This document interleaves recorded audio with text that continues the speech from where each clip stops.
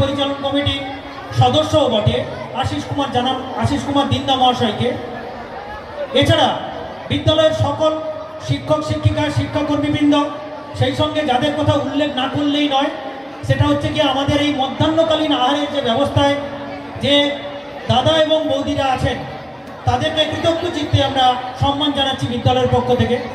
কারণ বিদ্যালয়ে যত অনুষ্ঠান হয়, ছাত্রছাত্রীদের যে আহারের ব্যবস্থা তারা একদিন আগে থেকে অক্লান্ত পরিশ্রমের মাধ্যমে শেষ পর্যন্ত নিজের ছেলেকে ডাক্তার, ইঞ্জিনিয়ার, ব্যারিস্টার বানাবে। আমি সেই ছেলে যে রাজঘাটের রাজপথে নিজের অধিকারের প্রতিবাদে ধর্নায় বসে, যে হাজার হাজার দিন রোদে পুড়ে বৃষ্টিতে ভিজে দরজায় দরজায় পথে বসে বসে সবার একটাই দাবি, এক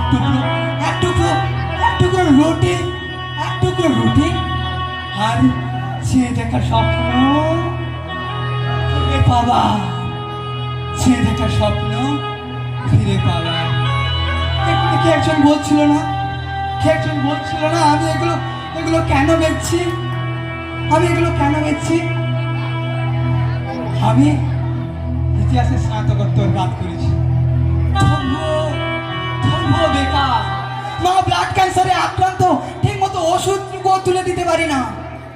সে মা রাতের পর রাত পড়ার সময় পাশে জেগেছে, পরীক্ষার দিনগুলোতে রাত থেকে উঠে আমাকে তৈরি করে দিয়েছে, খাইয়ে দিয়েছে, প্রতি মুহূর্তে অক্সিজেন জুগিয়েছে। আমি যখন পড়তে দুর্বল হলে ঘুমিয়ে পড়তাম, মা মাথায় হাতগুলোতে বলিতে মুক্ত করে বলতো, খোকা ঘুমলো, পাড়া চুড়ালো, বর্গি এলো দেশে, ফুলগুলিতে ধান খেয়েছে, খাজনা দিবে কিসে?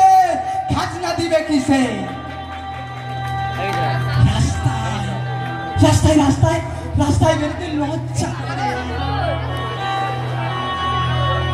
ছোট্ট ফুটফুটে বিবাহিত বয়সী বোনটার বিয়ে দিতে পারিনি। জানি না কবে তার স্বপ্নের রাজকুমার টাকটু গোড়ায় ঠকবক করে চড়ে তাকে নিয়ে যাবে।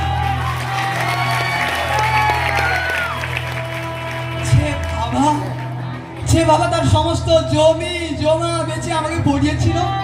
হ্যাঁ, সেই বাবার মৃত্যুর সময়টুকু এক টুকরো রুটি তুলে দিতে পারিনি। দিন না বাবু মশাই, দিন না বাবু মশাই, এক টুকরো রুটি দিন না বাবু মশাই, এক টুকরো রুটি দিন না বাবু মশাই, এক টুকরো রুটি, এক টুকরো রুটি দিন না, রুটি দিন না, এক টুকরো দিন না। আমার বাবার মৃত্যুর সময় আমি তুলে দেবো, এক টুকরো রুটি দিন